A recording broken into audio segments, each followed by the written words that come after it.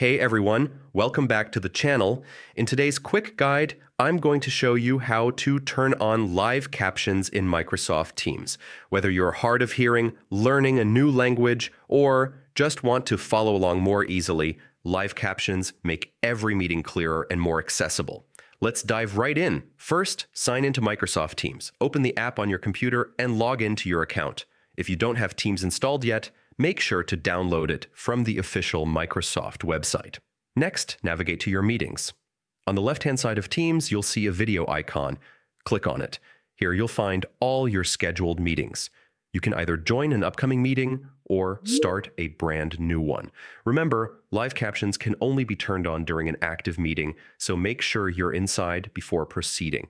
Once you're in the meeting, look for the More button, represented by 3 dots on your toolbar. Click it to open additional options. Now, hover over the Language and Speech menu. Here's where the magic happens. Simply click on Show Live Captions. That's it. You'll instantly see captions appearing in real time as everyone speaks.